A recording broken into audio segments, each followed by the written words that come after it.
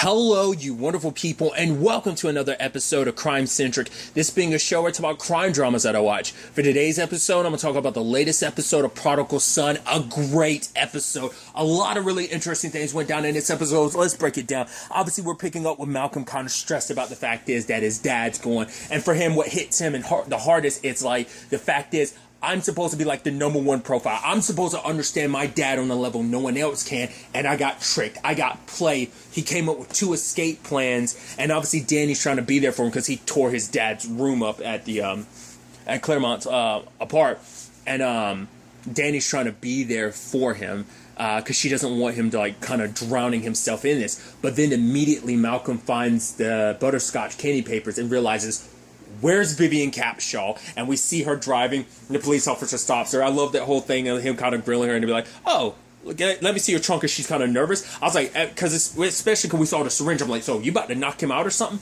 But he's like, nah, I'm just messing with you. And it's like he's flirting with you. She's like, oh man. He's like, oh yeah, a pretty young lady like you and stuff like that. I've never seen a pretty woman like you. He's like, oh, pretty and nice. And it's like, so glad we have a big strong man like you out there looking out for women like this. It's like, oh.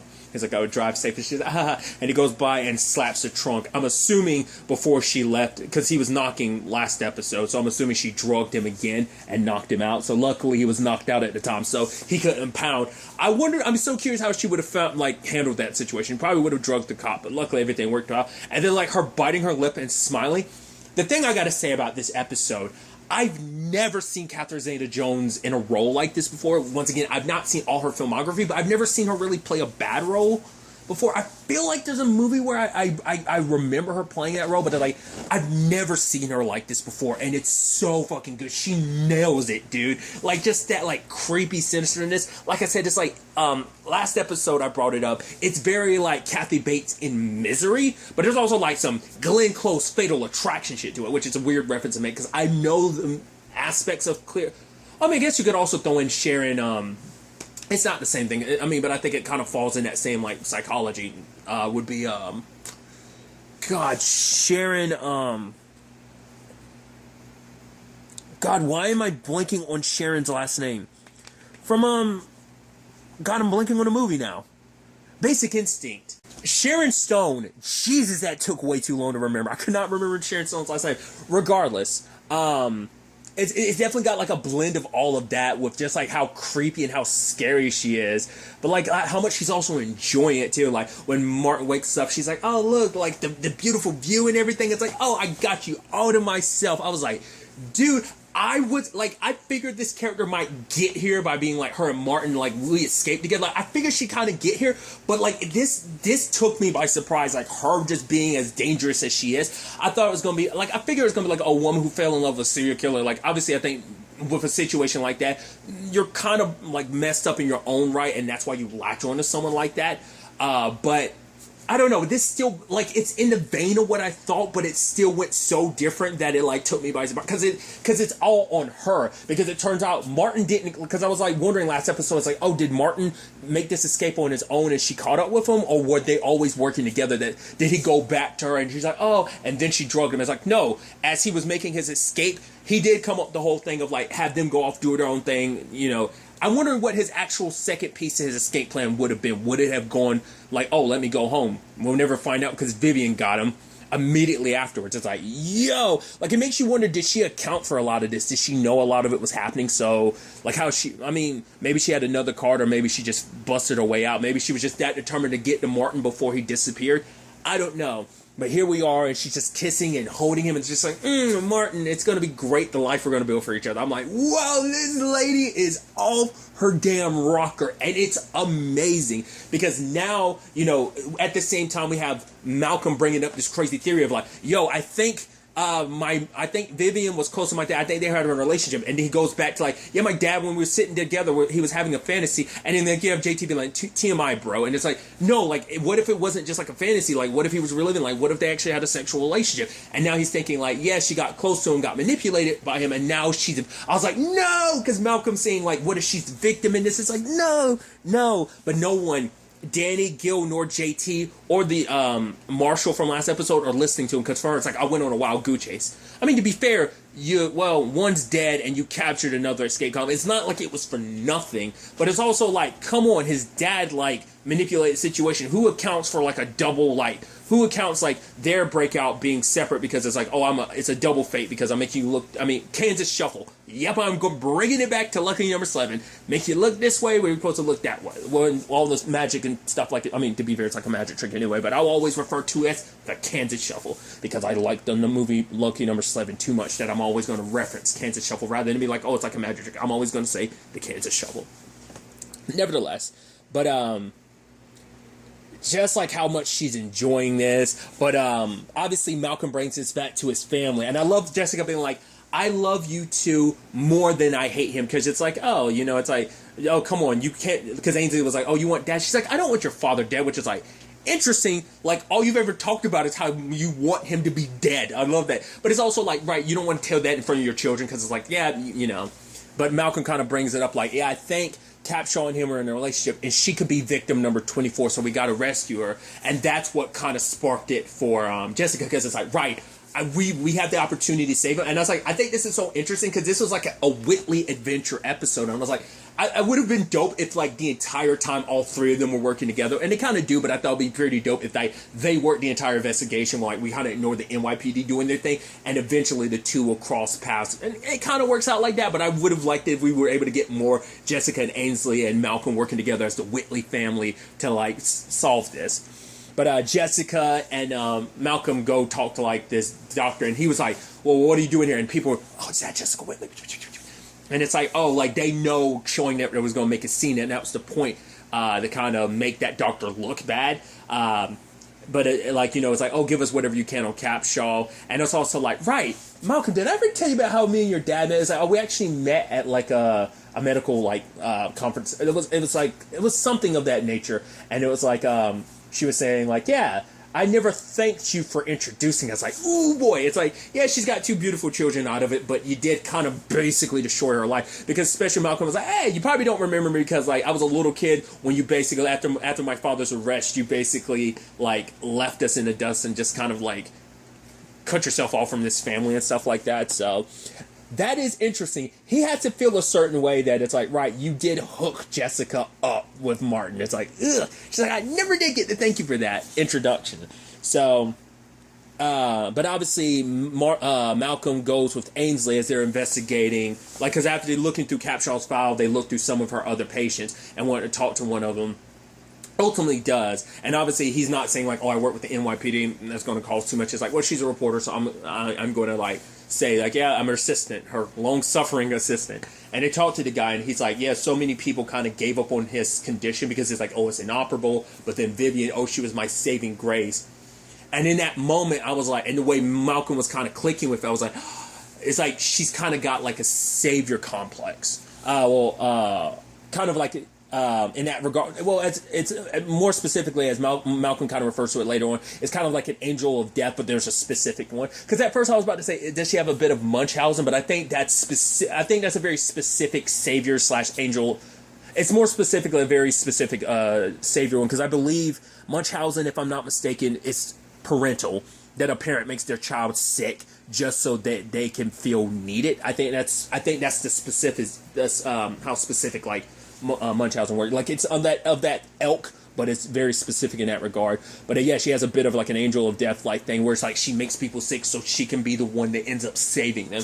And Malcolm now switches and believes like, and he nailed it. He's like, she's the one. Like, I actually think our father is the victim. And he brings this to everyone. It's like, bad enough you're saying that, like, oh, she was in cahoots with your dad. Now you're saying that she's the one behind everything. But obviously the others aren't really listening to him. It's like, yo, like, it's more likely that your dad's probably covering her up or something like that. Because you also have that, like, Danny's the only one that's kind of willing to give Malcolm an ear because she cares about him. Because even being like, I'm scared for you, Malcolm. It's like, the last manhunt, literally, you almost fell apart. She's like, I don't, like, kind of straight up fell apart. But it's like, I don't know what's going to happen if you get involved with this second one. So, cutting back and forth, it's so good. Also, like, I never really pick up on music cues and stuff like that. I've just never been that person who really pays. I pay attention every once in a while when something really catches my attention. The music really caught my attention this episode, especially while she's all fixing drinks and stuff like that. And Martin's like, like trying to get to the the phone, the music kicking in, like I was like, oh, this is so perfect. And it's just like, it's tense. You're like, oh, she's going to get back. And then like while she's looking, like as you see like her inside the kitchen, you see that smile across her face. Someone like, is she counting on him calling someone, or is she just happy thinking like, I finally have the life, we can finally be together, yay us. And then she finds Martin calling Jessica, and he's like, oh, Jessica. She's like, what are you gonna, I'm gonna do what you want, I'm gonna take him out of your life, isn't that what you want? And yeah, just don't say anything and let things be. And Ainsley's like, yo, Mom, what was that? She's like, oh, wrong number. You're like, yo, Jessica. Once again, ain't no denying it. Like, it's not, you want him dead. You want him out of your life because he ruined your life. In your mind, it's like, not in your mind, just straight up looking at your children, what they've been through, what's happening. He's corrupted your children. He's messed up your children. And it's like, for her, this is a clean slate. It's like the moment he's removed from the equation, maybe I can finally find some peace. Maybe my children, in particular Malcolm. It's like Malcolm is the one that is the most corrupted by like Martin being in their lives, you know? And so that's such an interesting element of like, and she's so disappointed in him doing that. I even love, she gets super jealous later on. It's like, you called? It's like, you could have called anyone? You called her? Like, she got super upset about that. She's like, why'd you even call? It's like, Jesse. She's like, Jesse's not a name. That's the name of a type of lip gloss or something. It's like, yo, she got super like, she went like the big green giant envy came out in that moment. It's like, yo, which actually, kind of thinking about it, I just thought about that. She kind of reminds me of a little bit, just I guess just because of black hair and everything. Just like for a second, I was thinking about it. Made me think of Full Metal Alchemist or whatever, because I said envy, and obviously like the 7 deadly sins were the homunculi, and it's like she kind of reminds me of, isn't it lust? Yeah, just for whatever, lust immediately popped in my head when I was thinking like that. Just I don't know. They kind of got that very like same essence, not the same characterization, but like that very like that sexy like deviousness and scariness to him. Like her and Lust kind of have that in common. I guess that's why I kind of associate it. Really, nevertheless, but for her, like her getting jealous like that was so interesting. It is the thing of like, and I think that does speak volumes. It's like, regardless, you could have called anybody. Like, but you decided to call Jessica. That speaks volumes. And he's like, well, to be fair, you know how, like, you know, our marriage ended. And it's like, for her, it's like, I guess I'm going to have to, and later on, it's like, she's doing all this stuff to him because it's like, don't worry, like, I'm going to, you know, pick one of these 3 vows. She's like, I won't even look. Yeah, don't ruin the surprise for me. And she's basically saying like, I'm gonna kill you, but don't worry, I'm gonna bring you back. And she kind of does that like that teenage thing where it's like she's almost like laying on the bed. You see her legs kind of like, at least one of her legs kicked up in the air. I'm like, dude, this is some next level shit, and I am here for it. And the fact is, like, she's picking one and she stabs Martin. She's like, oh, like feeling your heart slowly die. And then she ended up bringing him back. And she's like, oh, breathe, darling, breathe. And it's like, dude, this is some next level shit. Like I said, some very Misery shit, which, once again, I only know the bare minimum about Misery because I've never actually seen the movie, nor have I read the book. I've never actually read any of Stephen King's books. I'm not a book person. But... And then, like, the second one, he ends up breaking it because he's like, let me go right now, and ends up making her drop it. She's like, what did you do? I was doing this for us. And she grabs him. If I have to, I will break you, Martin. You hear me, Martin? It's like, ooh, because, like, for her, it's like, I'm going to break you down so you need me. Because that was also, like, Malcolm's explanation of, like, right, she sent him gifts from that particular patient. She kept sending him gifts from the same place over and over again. So... But Danny had decided to go with him because, like, if it turns out to be something, cool. If it turns out not to be, you know, at the very least, it'll put an end to everything because she wants to be there for Malcolm. So they go check the place out, but doesn't find anything. Like, there's medications and stuff like that, but it's like, yeah, she's a doctor, so it's not that crazy. But for Malcolm, it's like, oh, you guys don't care about my dad. Like, you would all be better if he died. And even she's like, well, what if he did? Like, she's like, and what would happen? You would be free. Like, she sees the turmoil he's in. It's like, your dad does not cause you pain. Like, you'd be able to move on in your life. You'd be able to be free. You'd have a life, you know? And is that kind of so bad? And you're like, yo, where's this going to go? And they kissed you. You're like, yo! And you're like, finally, I've been waiting for this for a while now. Because it's like, it's very early on that there was like a very like, yo, Danny and Martin, they made that clear that being a thing a long time ago, even before like the Eve situation. Like they made it seem like that was going to be a thing, but they've always kept it friendship, especially this season because of all the secrets he's keeping, all the stuff that he's done, kind of being broken the way he is. He's like, no, I can't be with, you know, her. And in that moment, it's like, oh, Gil's calling, and it's just like, we'll pick this up because it's like, shit, because now they've taken that next step. It's like, what do we do? Especially for Malcolm, he's worried about taking that next step because for one, he can never be ever completely open with her because there's always going to be secrets. The fact is that he will have to hide what he did in the past from her with the whole Endicott thing. Like he can never open up to her about that. Just once again, him just kind of being the mess that he is. But it's also like at least having her as a friend, he could keep some distance, but you know, and that was already being a struggle in his own. But where this goes next, it's like he lost a friend because now it's like if things don't work out, not only did he lose like one of the only real friends he had, it's like he potentially like what their future could have been, what she saw in his dream and stuff like that. Because he never actually told Danny the fact is that he saw that in like while he was unconscious solving a murder. He never told her like in that dream that they were together and everything. So I mean, it's a lot of interesting stuff to think about. But then Capshaw was there. I was wondering, I didn't realize that was her. I was like, who's this person? Why did he show up there? And it's her. Be like, oh, I came here for some supplies. And he's like, take me to my dad. It's like, well, what's going to happen then? It's like, we'll get there when we cross the train. So it's like, oh, here's some pills, take them, and it ends up kidnapping him. And initially, Danny's like, oh, he ran off. But then Ainsley was like, no, like, listen to this message. And it's like, yeah. So obviously, if you care about my brother, you help me find him, please. It's like, well, tell me all you know. At the same time, let's cut back to Jessica because Jessica's stressing about everything. And then Gil pops up and it's like, oh, and she's like, sorry, with obviously all the news and everything and the police. It's like, it just takes her back to back then. And it's like, it's just all coming full circle. It's all happening again because of that man. And it's like, well, Malcolm, he's kind of going for the deep end because of this, which she's like, I'm kind of a terrible person. When she's like, what? Because you think about it? He's like, honestly, I've thought about Martin being dead. The fact of the matter is, what it would, you know, things could be different. Maybe, you know, I not only for me, my sake, but for your kid's sake, but also for you. Like him being dead would kind of solve a lot of issues. And he's like, it's not wrong to think like that. And Jessica kind of felt a little more better about it. She's like, oh.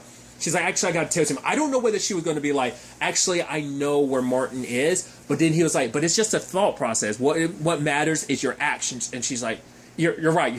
Of course you're right. And I was like, I wonder, was she actually going to be like, or was she actually going to be like, actually, Vivian has Martin. I've known for a while now. I haven't said anything to anyone because I want her to like do whatever she's going to do to him. I want her to kill him.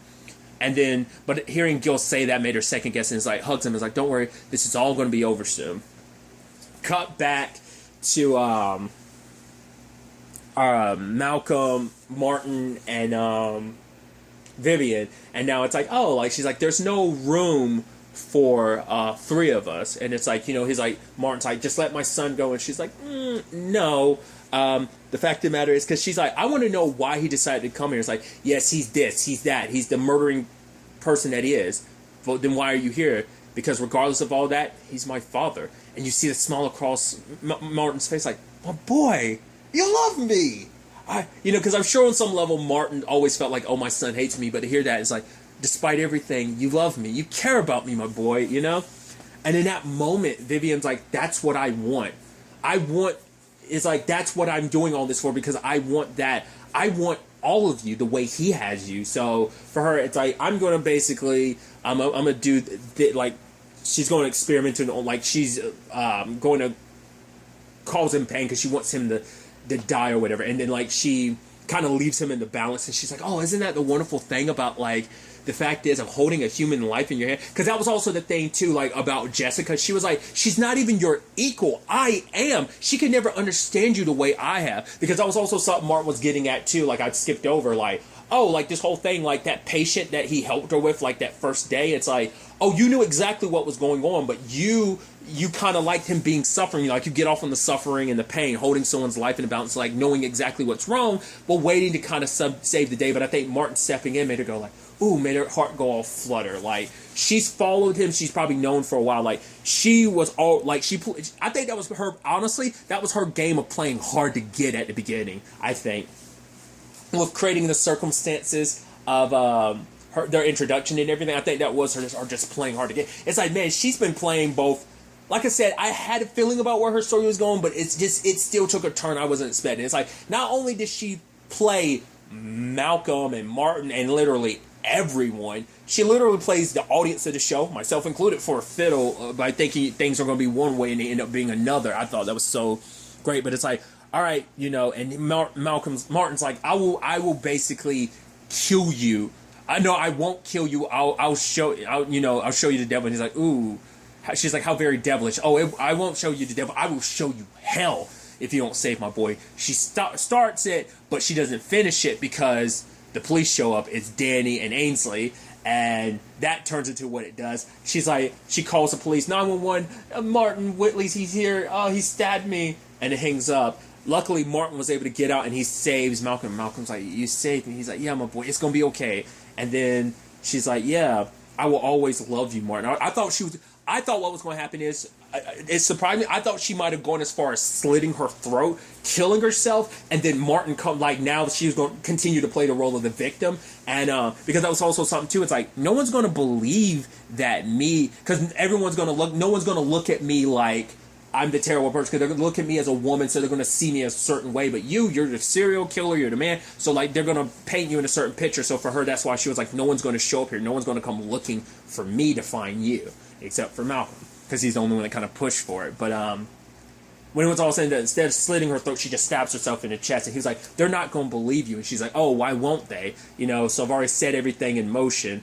And Martin's trying to decide what to do, and Malcolm tells him to run. It's like, if you stick around, they will kill you for this. So Martin, at the same time, Danny's making her way down. Ainsley's like, where's my family? Because they know the truth. At least Ainsley does. She still has a recording, so that's going to play a role next episode. But it's like, and they're still playing the victim. I'm so much pain. Danny makes her way down. I thought she was just going to find Malcolm. She doesn't find him, and I was like, oh, Martin took Malcolm. And then it's like, we see him on the boat, and he's so excited. I was like, what? Because the entire time, what if I kept saying it was going to be Ainsley and Martin on the run.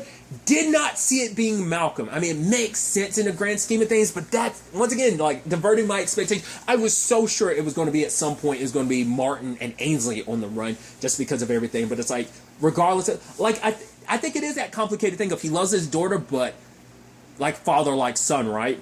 Because it's so interesting considering, like, season 1 makes it end with a like father, like daughter, which is still there because it is more like a like father, like daughter, like mother, like son dynamic amongst the Whitley family. But it's still like, oh, that's my boy. He came to me. He loves me. I know he does. I saved him. It's like, oh, he's gonna love me anymore. It's gonna be great. We're gonna be able to all the stuff we could do as father and son.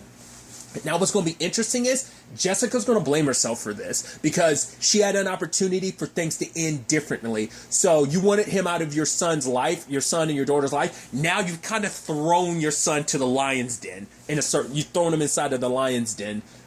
So I think there's going to be a lot of regret on her part for that. Obviously, it's going to be the whole thing because now the narrative is going to switch of like, oh, Malcolm most likely helped him escape. Now it's not only Martin that's going to be on the run, but now Malcolm's going to be viewed that way, which Danny's going to be like, no, it's not like that. Here's the recording, but I don't, because Vivian's still going to be playing the role of the victim, but there's not enough evidence other than that recording, but, I'm sure she can, swing her way around that, but, dude, like I said, a great episode. Holy shit. I'm so excited to see where all of this ultimately ends up taking us forward into the next episode. But really, that's all I want to talk about. So the next time we meet, be happy, be safe, live life to the fullest, and enjoy it. Good day, and goodbye.